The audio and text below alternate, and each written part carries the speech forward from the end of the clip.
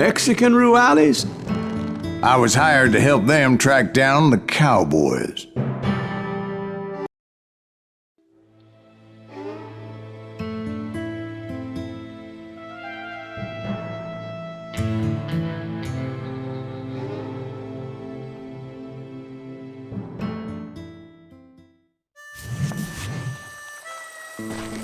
So was the bastard you were after now riding with the cowboys? Roscoe Bob Bryant was his name. Oh. But no, this time it was a different bastard I was after. The aforementioned Mr. Ringo. I came upon them robbing a stagecoach, which wasn't surprising, being they were such murderous thieves and bastards. The bandits wore red scarves, so I knew they worked for the old man. Over there! There! I did my best to help those poor passengers.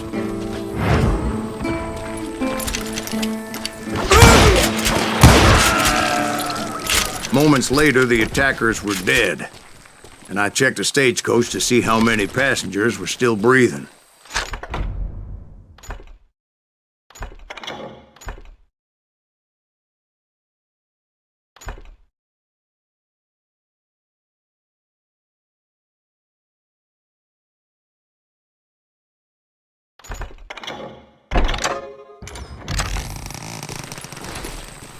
None. It was then I wondered if the rocks weren't hiding more bandits. Was that all of them? Or did I just hit the rear guard? I quickly got my answer. They attacked from on high like Apaches often do. They would appear in great numbers from above and rain down lead on their hapless enemies' heads, making use of the high ground and whatever else they had. Yep, the Apaches always appeared out of nowhere, and there never seemed to be an end to it. Hold on, were you attacked by Apaches? What happened to the cowboys? Did I say they were Apaches? I said Clanton's cowboys attacked me Apache style. I was in a pitched battle, but I was holding my own against an overwhelming enemy force. See, at the time, I was still pretty green, but often blunder into regrettable situations. But I just kept shooting at anything I could see up in those damn rocks. I didn't see Ringo, but I knew he was with the cowboy. Me and Roscoe Bob had done me a dreadful wrong, and I was determined to have my revenge. But to get to Ringo, I knew I'd have to fight my way past these other assholes first. Unfortunately, I was running out of ammo. Another perfect example of my relative inexperience as a hunter of men. I immediately knew that a tactical retreat was called for, as my vengeful fury was much less impressive without the bullets to back it up.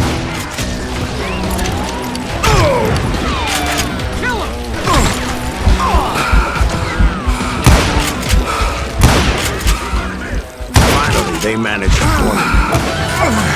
Trapped as I was, the odds of my survival seemed pretty slim.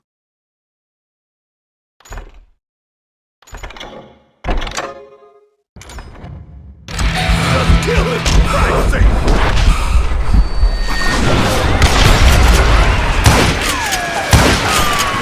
Luckily, serendipity was on my side as I suddenly spotted a way out of my predicament.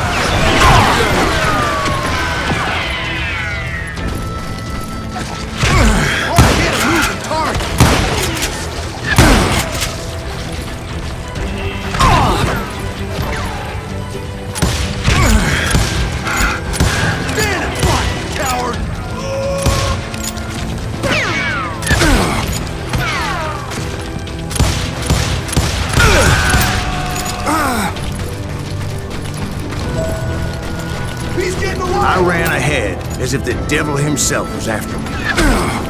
Bullets were whizzing by my ears, but I wasn't about to roll over and die.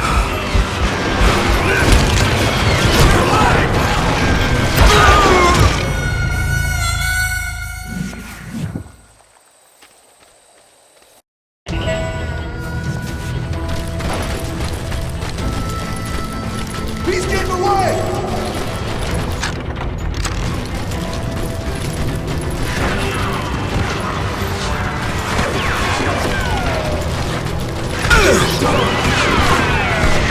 just kept running like there was no tomorrow.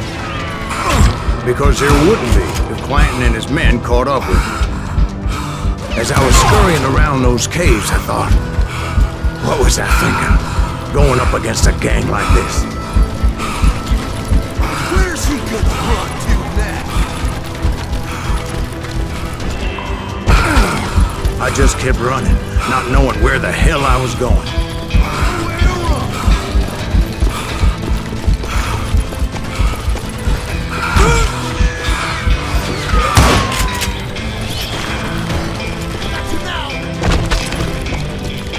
And that's when something miraculous happened.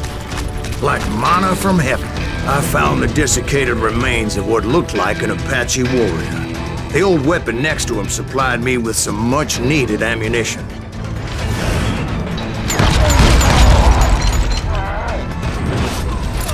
Pat Masterson once told me it was more important to be lucky than good, and he would know.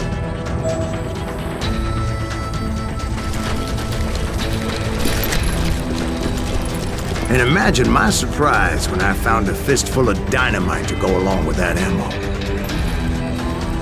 That stroke of good fortune evened the odds and bolstered my confidence. It was time to turn the tables. Time for the prey to become the predator. Time for the hunted to become the hunter. Time. All right, Jesus, we get it. They were right where you wanted them. That's right, Jack. I was done running. And the old man's boys were not expecting that. No, sir. I came at them like a wildcat. My fury knew no bounds.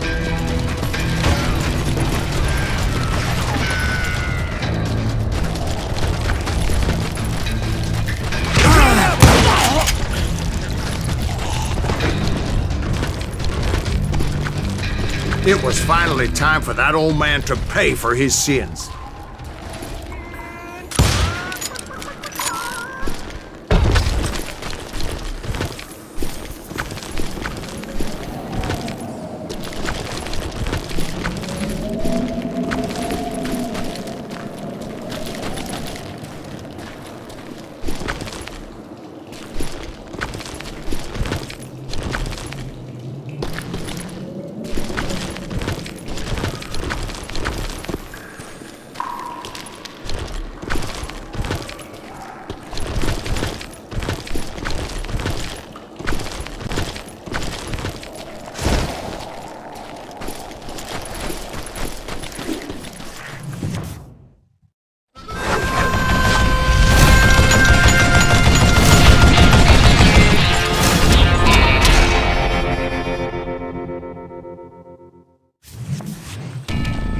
I yelled out at the top of my lungs, "Clanton, I'm coming for you!" A little stealth might have made more sense, to be perfectly honest. Because that old fool had a Gatling gun and enough bullets to last him till kingdom come. But I knew I could not let that deter me.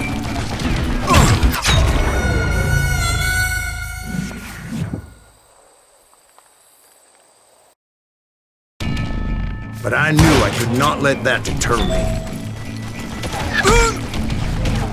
Not if I was to find and kill Ringo.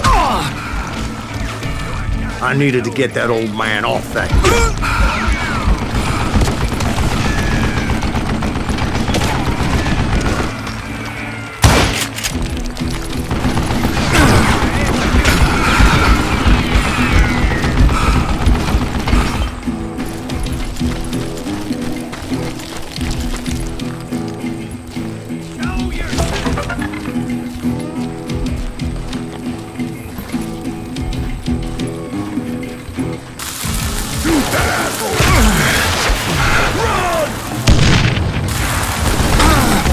Most everyone thought it was the Juarez who had come up against him in Guadalupe Canyon. Most everyone thought it was the Juarez who had come up against him in Guadalupe Canyon, but it was just me.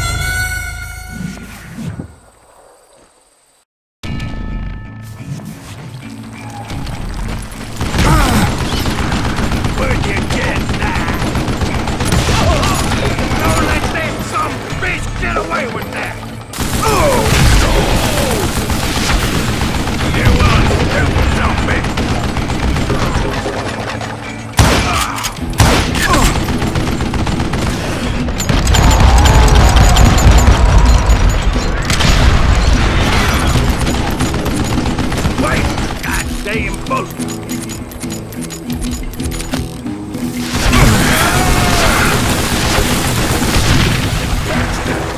Apparently, one of the cowboys made it out of there alive and told Ike and Billy Clanton that it wasn't a Mexican who took their father's life that day. They just assumed it was one of the Earps, and that little misunderstanding eventually led to that legendary gunfight at the OK Corral.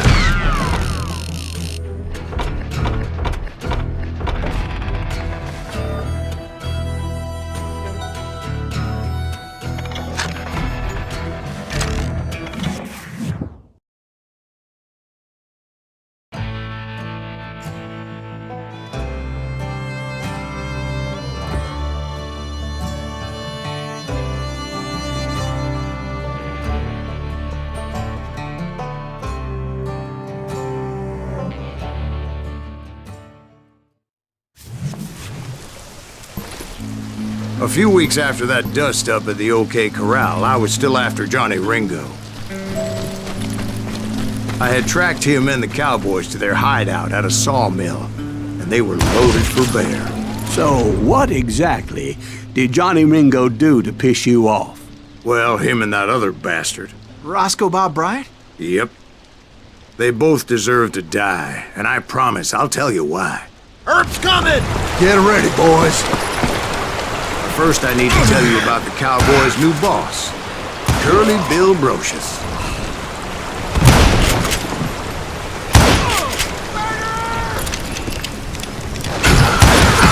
Curly Bill took charge of the Cowboys upon the old man's demise, and after that gunfight at the OK Corral, the Clantons wanted revenge.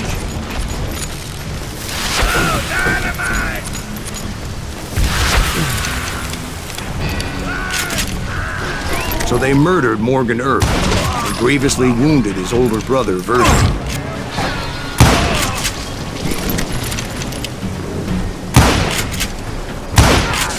Wyatt and Doc went on what became known as the Vendetta Ride, hunting those outlaws down. So when I showed up, that's who they thought I was.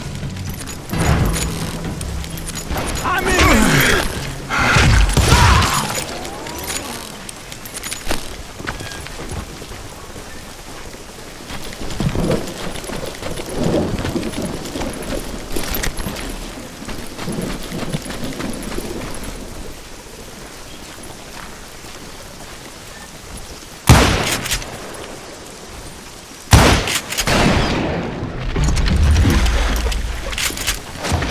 There were killers around every corner, all wearing red bandanas. That's how the Cowboys identified each other, and I was beginning to wish I had one myself. But I wasn't about to let Ringo walk away unscathed, and that's what drove me forward. They say that Ringo was infernally fast. I hardly saw anyone faster, boy. Certainly not Wyatt Earp. That man was all hat and no cap.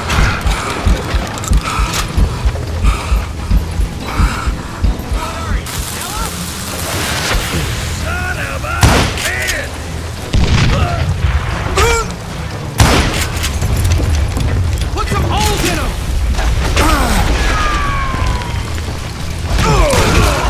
Earp wasn't much of a match for him, but Doc Holliday.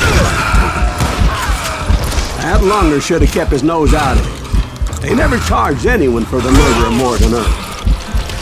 But everybody knew that Curly shot him in the back. That was common knowledge. Well, maybe so. But Ringo had nothing to do with it. He was just being loyal to a friend. Is that what you call it? Being loyal? Well, to get to that loyal friend, I had to pass by some buzzsaws as big as a man.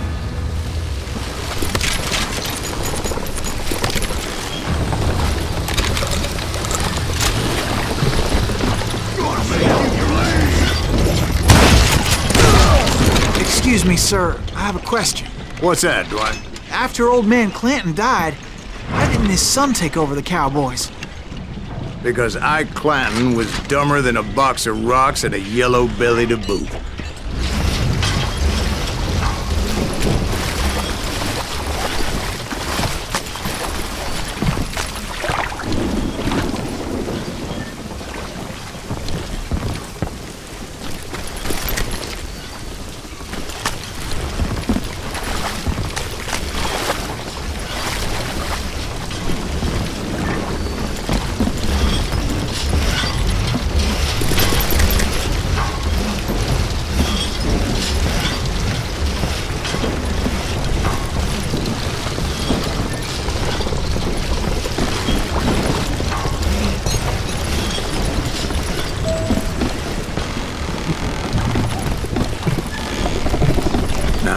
Where was I? Taking down the entire cowboy gang single-handed. Indeed I was, Jack.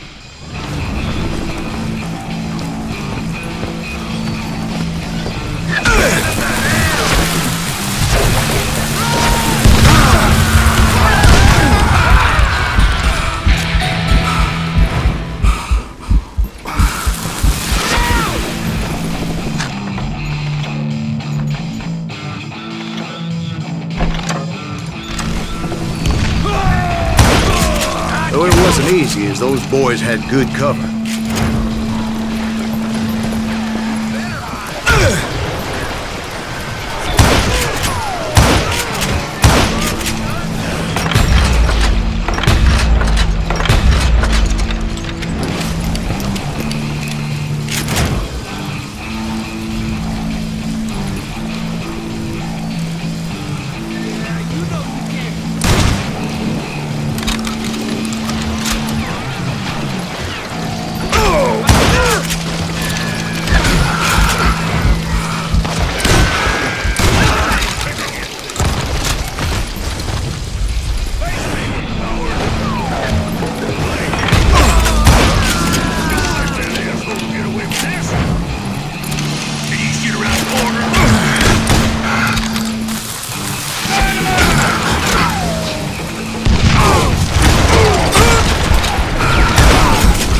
Carts everywhere, piles of lumber, and God knows what else for people to hide behind. That really was one hell of a sawmill. Quite an impressive operation.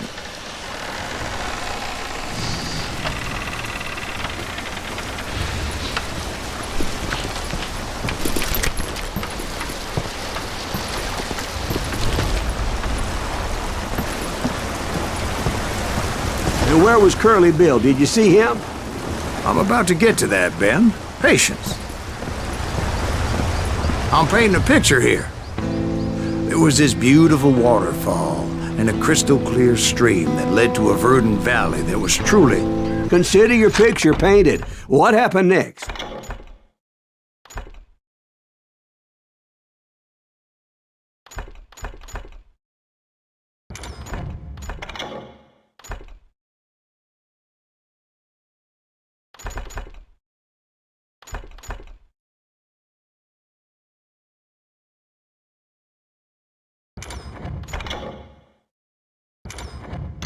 Well, finally the bastards that were still alive made a last stand.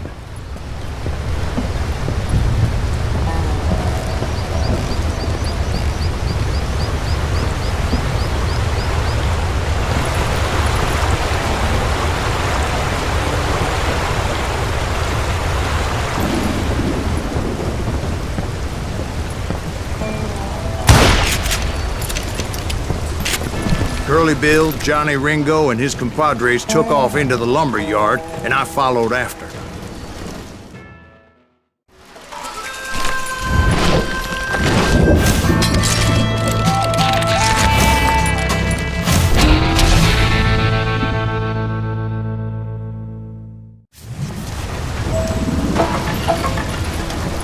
Are you saying they ran? Cowardice was not in Ringo nor Curly Bill's nature. No, sir. I never said they were running scared. They just wanted me on the boat. It's time to dance with the devil! Quiet, Earp. That son of a bitch, Earp. Send you to kill me?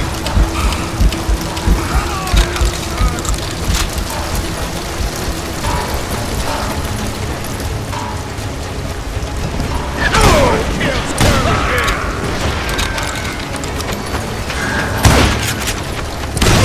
Come on, kill that son of a bitch!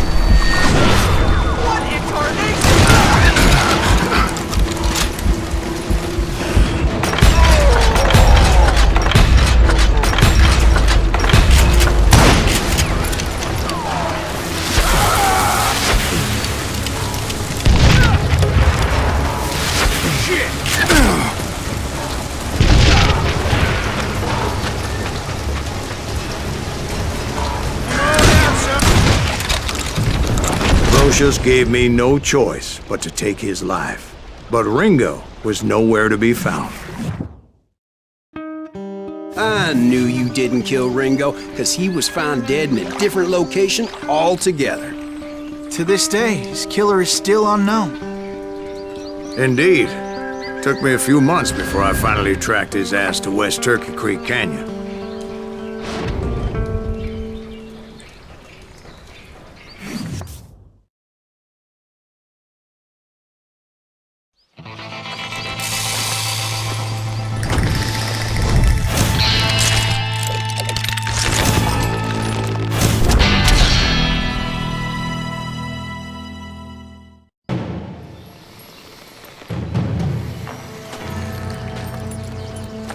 That's incredible, sir. I always thought that Doc Holliday was the one that killed him.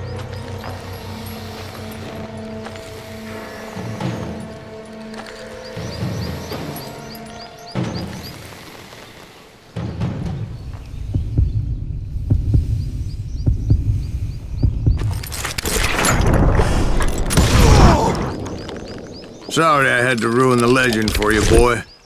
But the legend ain't always true. Doc Holliday had nothing to do with the death of Johnny Ringo.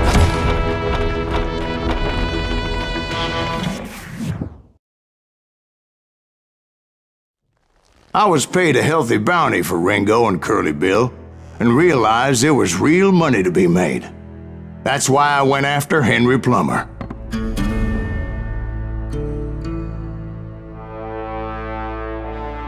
Now, wasn't he the sheriff who augmented his income by shaking down miners and robbing gold shipments? That's the one. Oh yeah, I remember him. He ran that gang of thieving outlaws called the Innocents. So it's true that you went toe-to-toe with him?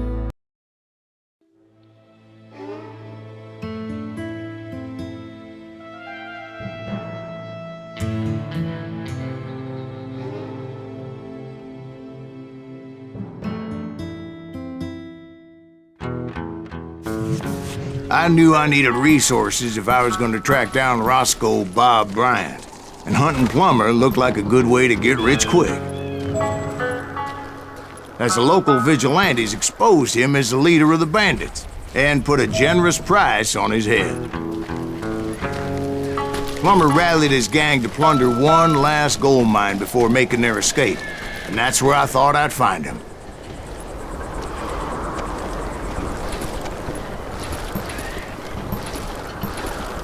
It makes me nervous standing so close to all these goddamn barrels of gunpowder. Why would you be nervous?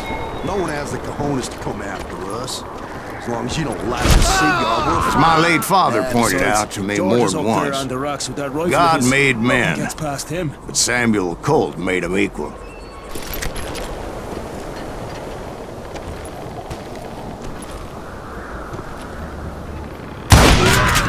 the hell is that then? Don't let him get a shot up!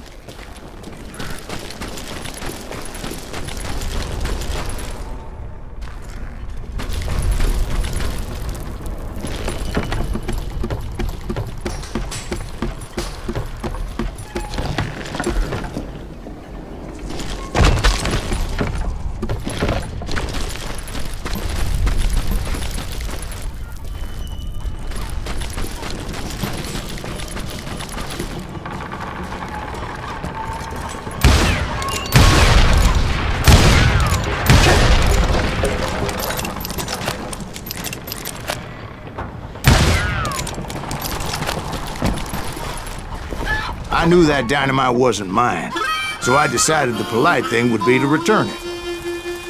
It was the biggest gold rush since Sutter's Mill in 48. Unfortunately, prospectors weren't the only ones drawn to those riches. There were thieves and killers, robbing travelers and hijacking gold ships. Like those that ran with Plummer. Some were just regular folks I knew from town, drawn by greed and easy pickings. Charlie Crow, the blacksmith.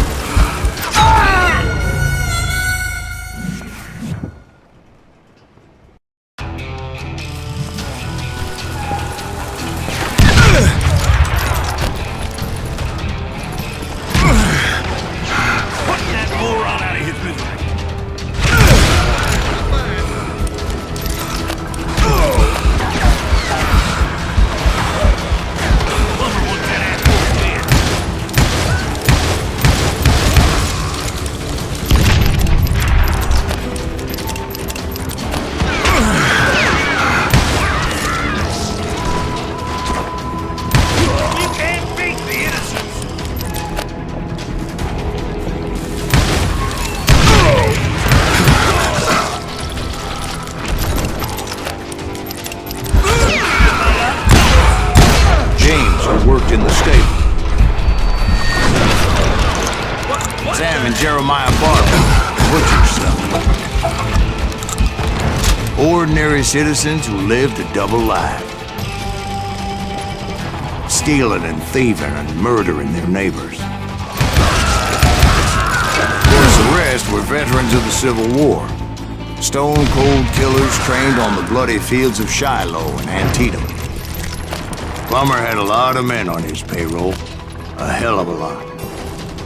That son of a bitch pretended to protect the public with one hand while stealing them blind with the other. He set up a defensive perimeter which I had no idea how to breach. You know who we are.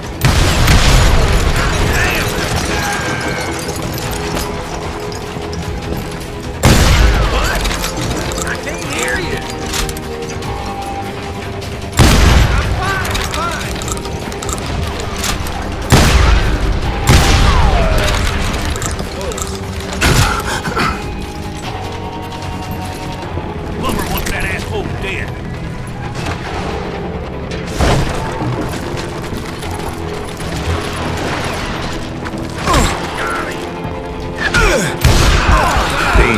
Desperate individuals. I was outnumbered and in way over my head, but I was too damn stubborn and stupid to realize it. They must have thought I was tough, or had some kind of death wish, seeing as there were barrels of gunpowder everywhere.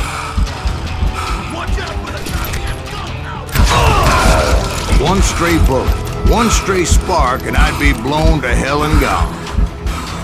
I thought I was some kind of hero.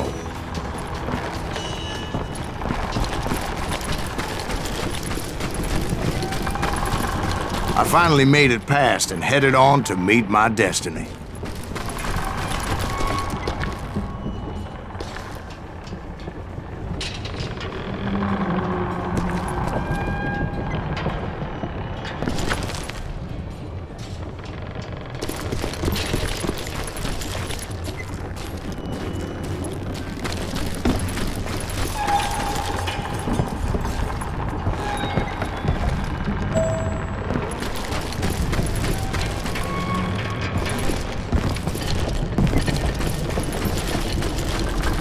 But first, I had something I needed to figure out. I had a few ideas on how to get into that mine, but once I made my decision, I knew there was no turning back. So my first thought was to enter the nearest mine portal. I saw an entrance. Made sense. It was the quickest way in, but that also made it more dangerous, as there would undoubtedly be enemy pickets posted along the way.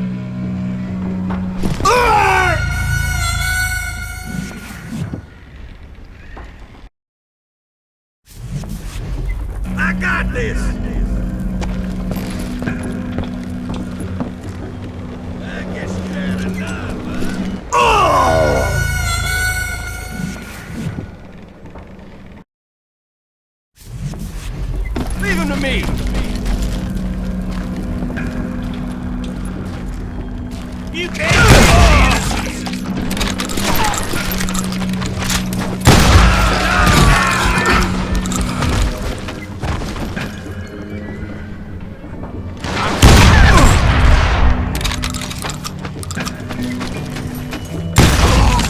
Besides, once you enter a mine like that, it's easy to get all turned around. And that confusing maze of corridors wouldn't even be the worst thing. Some of those shafts could be as deep as hell.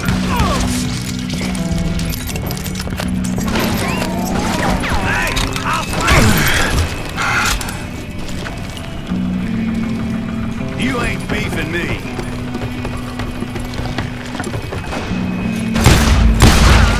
A single stumble or misstep can easily end in a deadly plunge to oblivion. I do not deserve to die like this.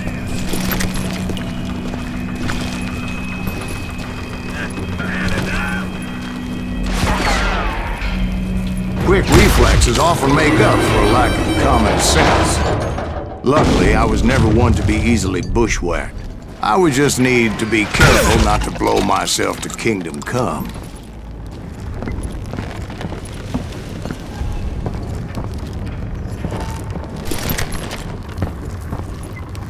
Take that asshole! With all that gunpowder and dynamite everywhere, the body has to know what he's shooting at. You can run, but you can't hide.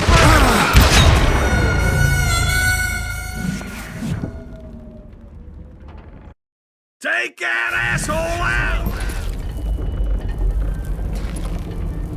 Time to blow your shit! All it takes is one tiny spark, and boom. Get him! I will drop you down a mine shaft.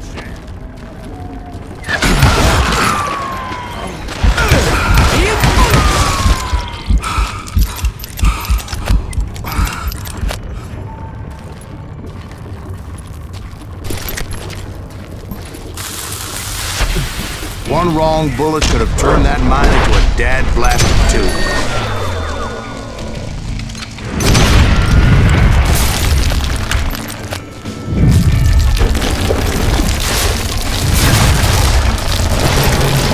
I freely admit that my plan of attack was not just moronic, but clearly insane.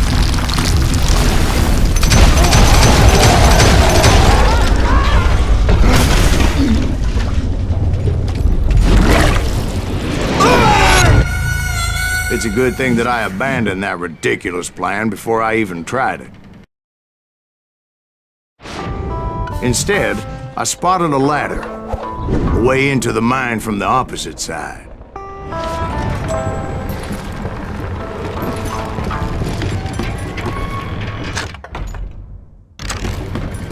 It was a long way around, but that approach seemed more sensible at the time. Of course, being I had a problem with heights, that scaffolding scared the bejesus out of me. Climbing down that ladder required some caution. I needed to make a leap of faith. I was determined not to give up, however. As Sheriff Plummer seemed quite the despicable character. When the vigilantes discovered what the sheriff was up to, people were outraged. That 10,000 they put on his head would go a long way to helping me find old Bob. And I had made it my mission to settle that score come hell or high water. But first, I would have to make a choice. Take the elevator or climb the ladder.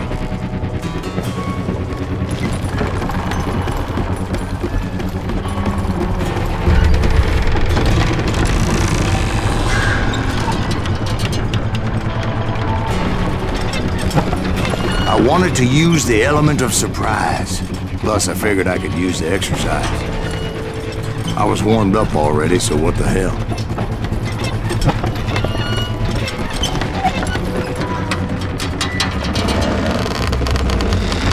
What are you...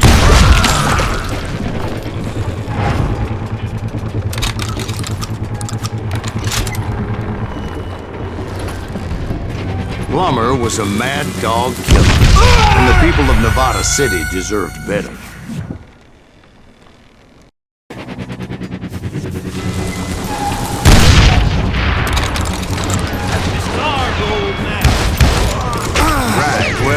Well, he was a sheriff of both places at one time or another, but that's neither here nor there. I'll put you down. The point was, taking him down would save a lot of lives, including my own.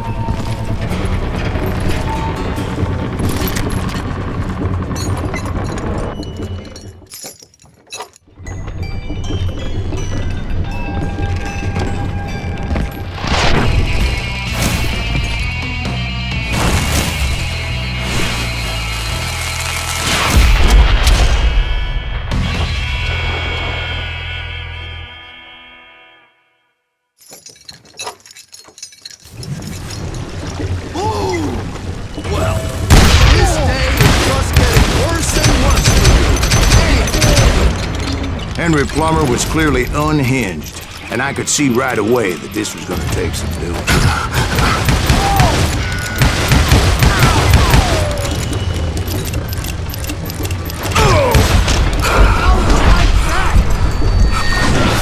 Oh, blood money for you today!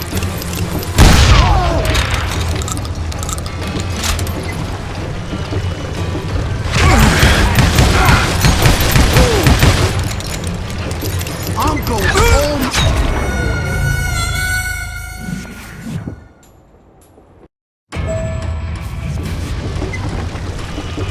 This is gonna hurt.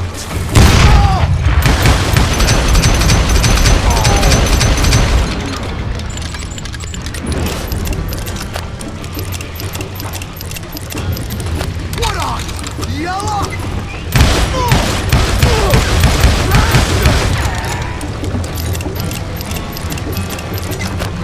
I can shoot too! And God! I need some help here! Come on, boys! Take this cocksucker out!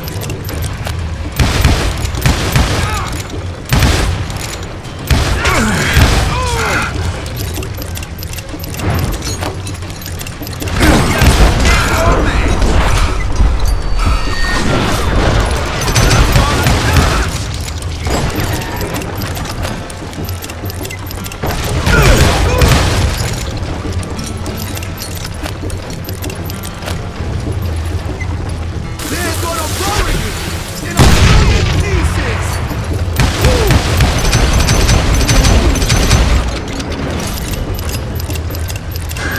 They're gonna need a dustpan to pick you up!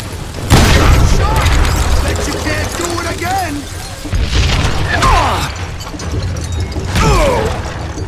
You're dead!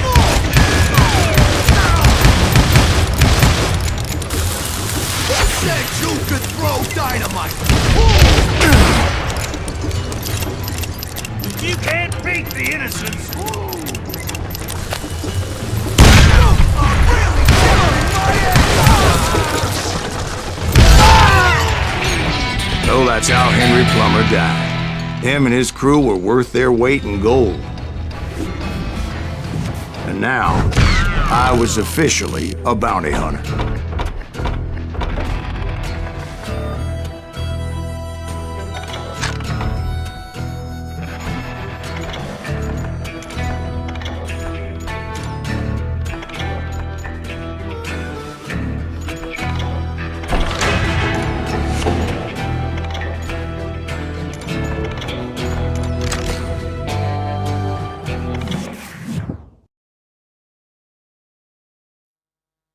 So, did you finally go after that Bob feller? Well, I heard word he was in Kansas with John Wesley Hardin. So that's where I went. Where in Kansas?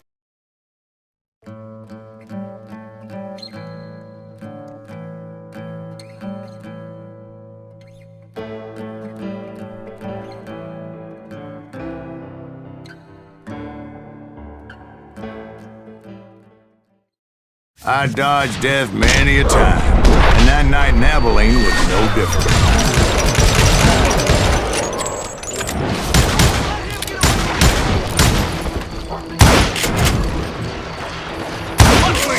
I was there with the intention of finding that bastard Bob and collecting the bounty on John Wesley.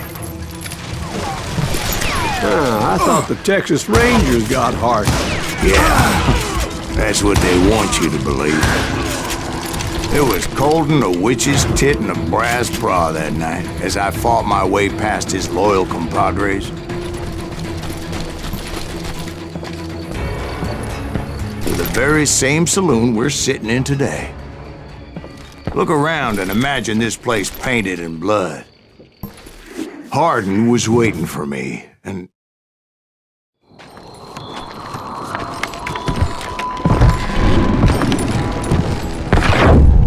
Wait, I'm jumping the gun here. Let me back up and give you some background on this sumbitch. He deserves that much. Don't you think so, Ben? John Wesley Hardin was a killer. By the end, he confessed to taking the lives of 42 men. Fathers and husbands, brothers and sons, men with families who cared about them. He was a bona fide folk hero by then, and had amassed a gang of armed miscreants and other assorted thugs. He and his men set up camp outside of town, and I was hoping Bob was among them. God damn it! Shoot that son of a bitch!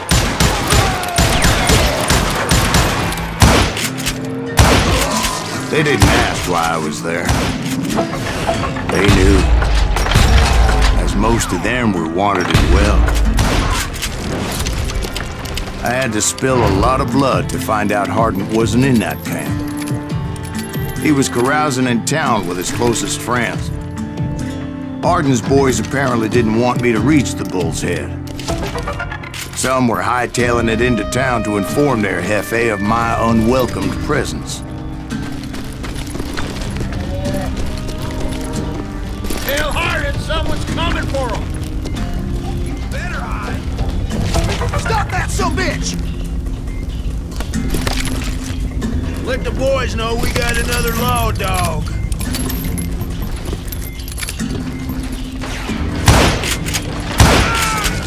Oh, the day!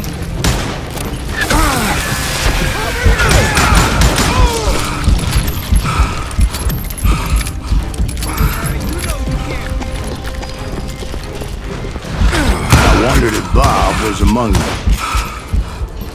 Shoot him high sky! Down for cover!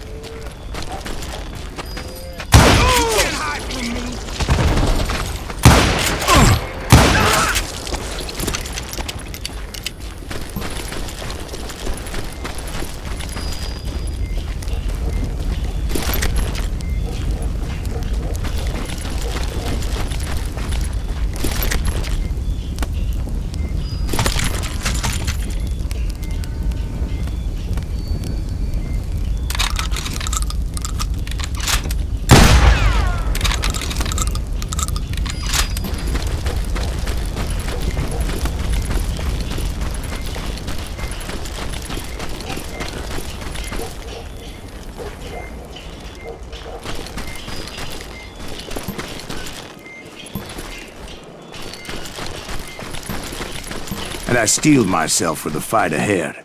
For as good as I was, deep down I wondered if John Wesley wasn't just a little bit better.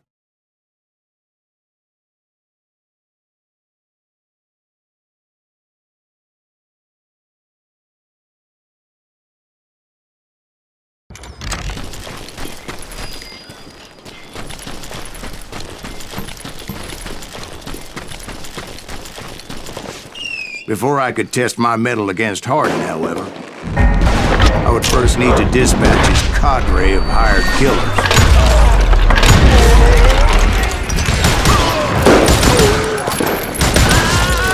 Most of these degenerates were beyond redemption, but John Wesley might have been a different story.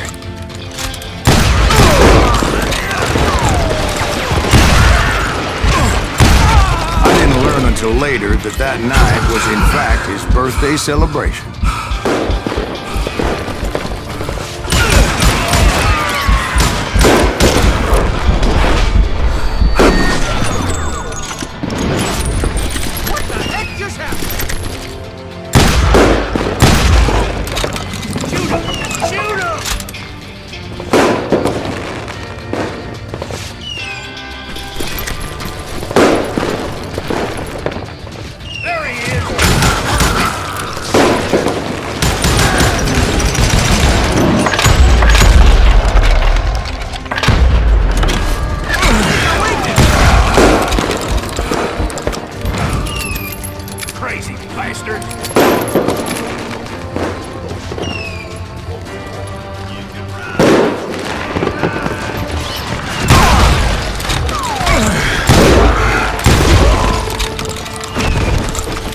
think I already mentioned that I found Hardin in this very saloon. Suffice it to say, nobody there was happy to see me.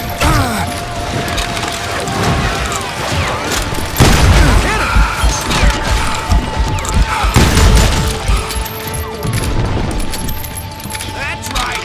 Run!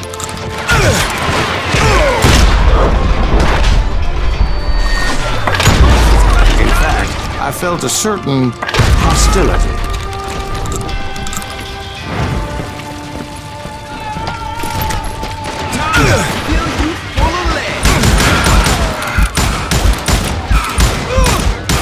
Come on! Kill him! I was disappointed that neither Bob nor John Wesley were among the dead. But that was short-lived, as a moment later I was facing down the fastest gun in the West.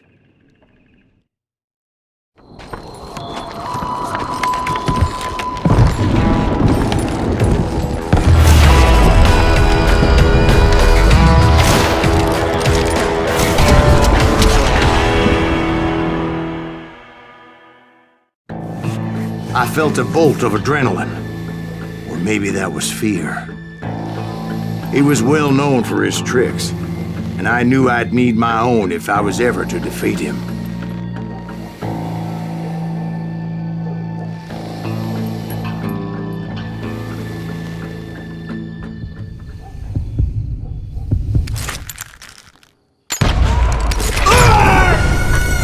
No, wait!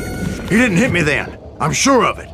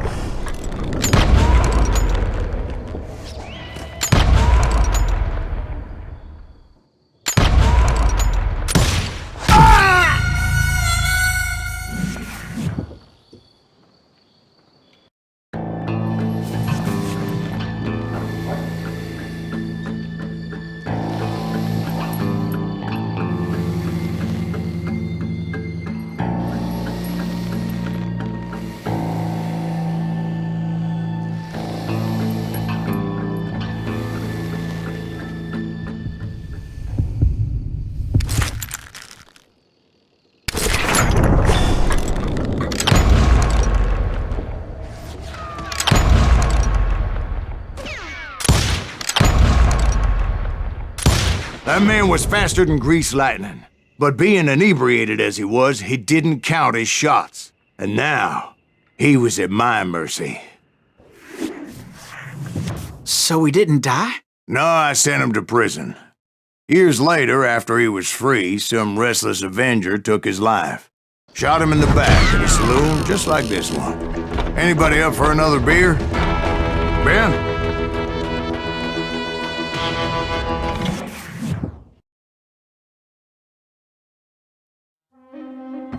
Thank you, darling. Yeah, some say revenge is a dish best served cold. So whatever happened to that Bob guy you were after? Personally, I'd like to hear some of your other adventures. Like, I don't know, did you ever go toe-to-toe with a red man?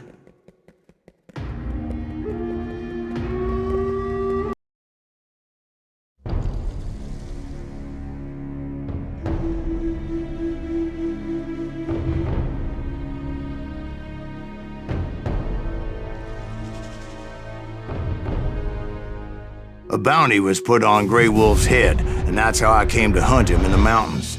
Mountains so high they tickled the nether regions of heaven.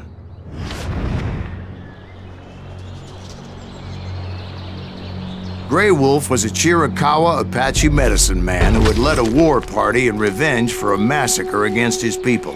The U.S. Army had attacked his tribe during his daughter's sacred sunrise ceremony, and the slaughter was unspeakable. I understood his anger. as there's nothing more traumatic than seeing those you love die in a cruel and painful death.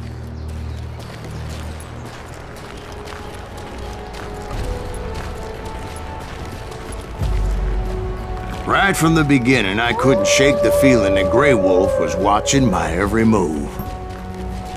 He led a band of young Apache warriors who wanted retribution and were more than willing to die for him.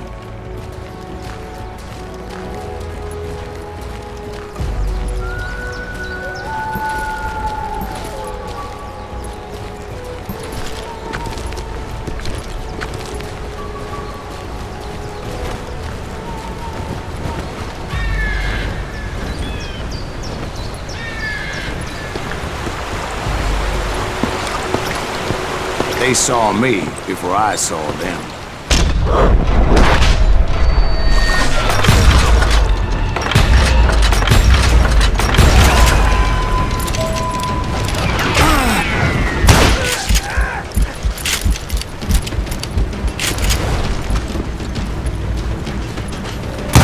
And it crossed my mind that maybe this wasn't such a good idea. But now that the shooting has started, there was no backing down.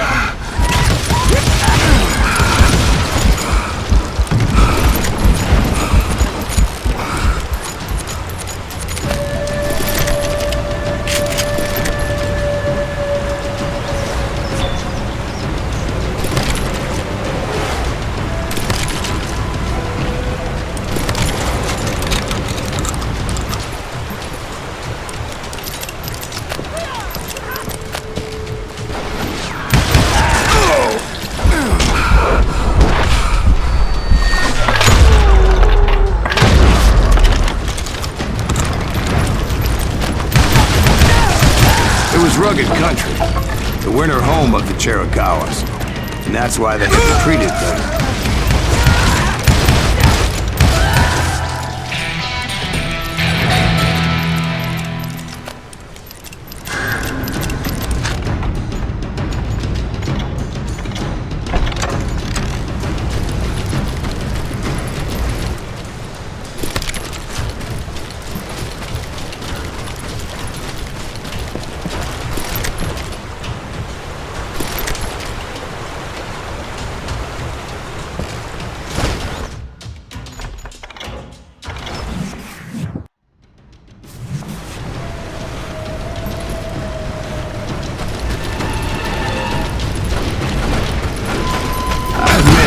Some regrets about going after them the way I did.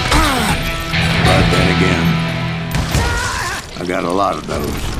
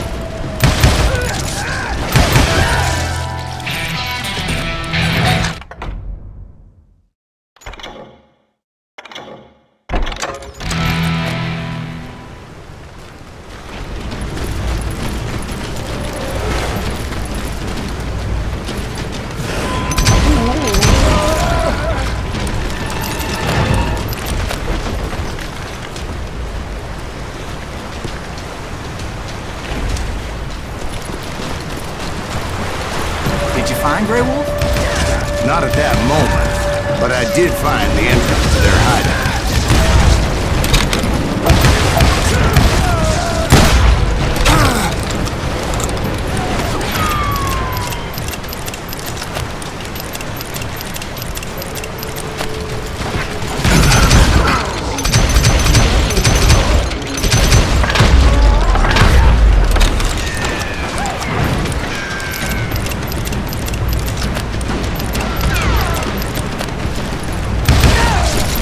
Deep crevice that led to a deeper cave. Don't tell me you went in there. Yeah, but it's not out of bravery so much as pure, angry cussedness.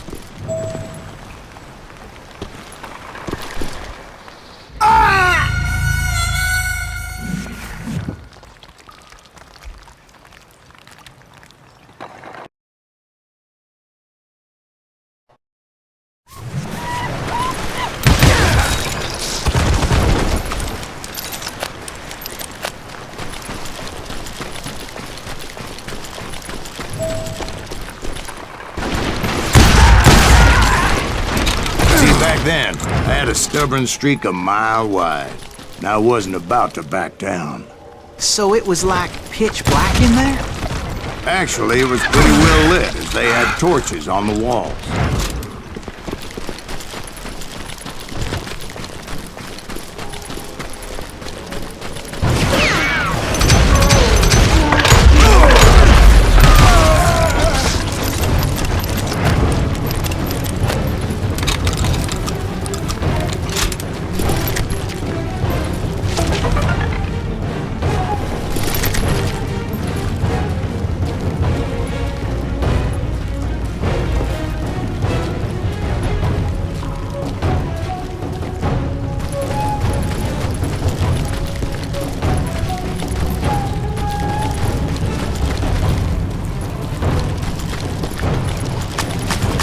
How big was his cave? Big as hell, Ben. Chiricahua had hid out there during the Indian Wars.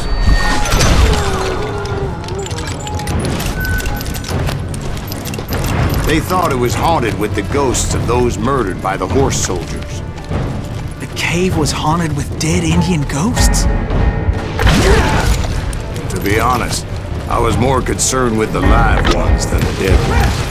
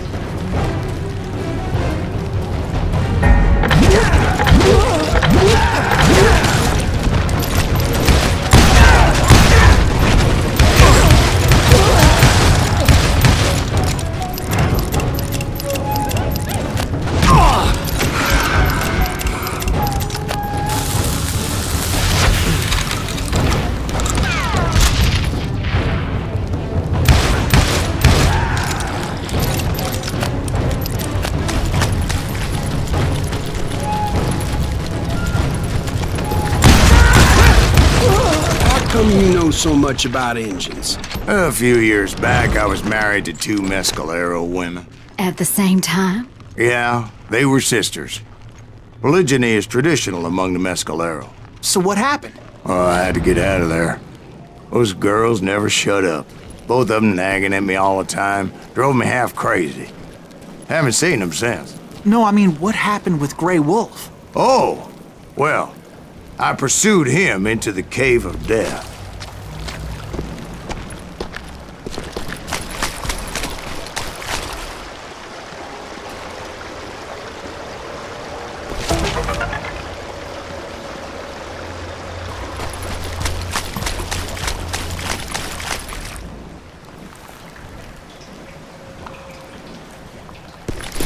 I came upon this flooded grotto, and that's when I saw him. He came to me unarmed and unafraid. His voice echoed in the shadows, and I sensed he meant me no harm. You carry great darkness in your heart, and if you do not release it, it will claim your soul. The sound of his voice put some kind of ancient Indian spell on me. as his story unfolded in my mind. You will come to this place again and kill many more men, and the darkness will grow until it consumes everything that you are. The soul would have no rainbow if the eye had no tears. He said I was a great warrior, a coyote man, unequaled by any other pale-faced warrior, or something like that. The snakes will bite shadows of your past until a venom poisons your heart, and an echo of the song of the dead summons the spirits deep from within the mountains.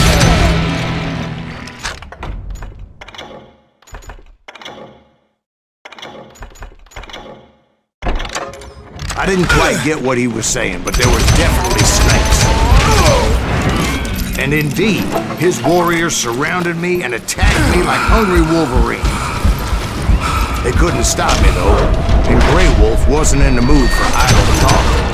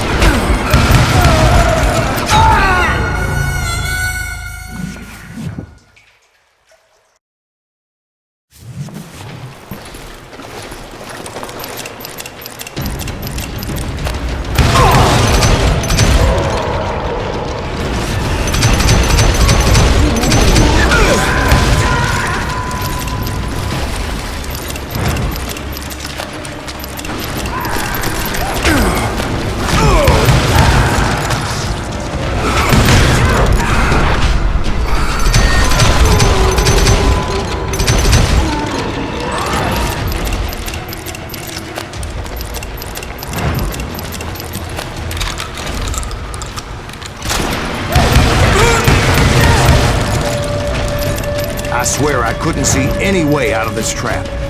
But suddenly, one just appeared. Kinda like a miracle.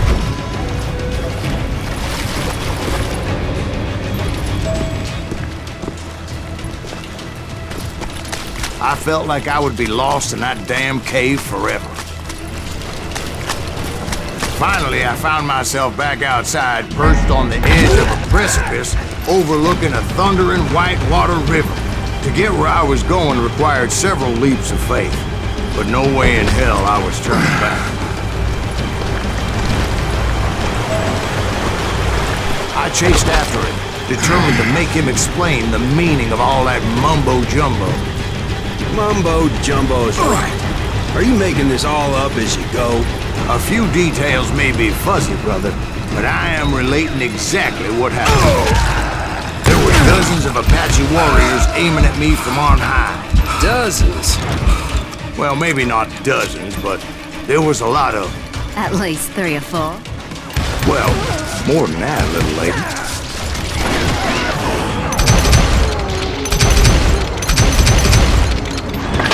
I had a steep climb up creek ahead of me and scrambled up those rocks like a mountain goat. I was determined to locate Grey Wolf and find out exactly what the hell he was trying to tell me.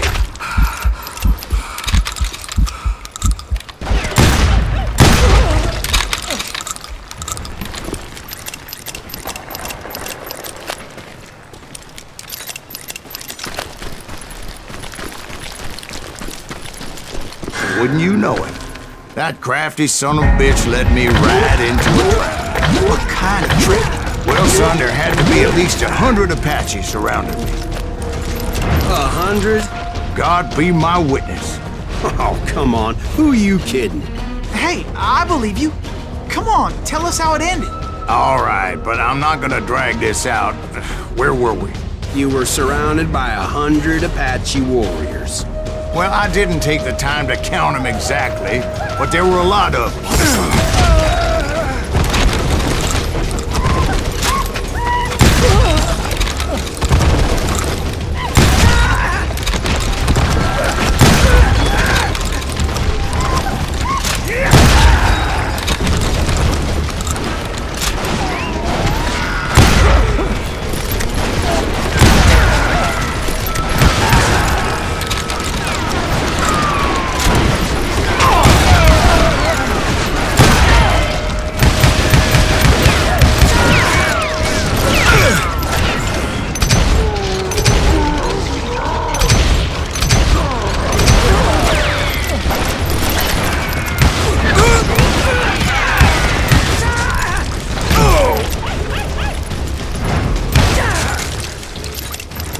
And in the end, a path appeared before me that I had not seen before.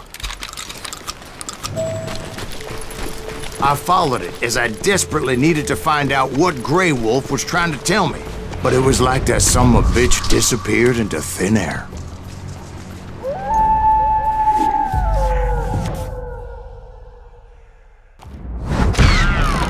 Never did find him. And never did collect my goddamn bounty.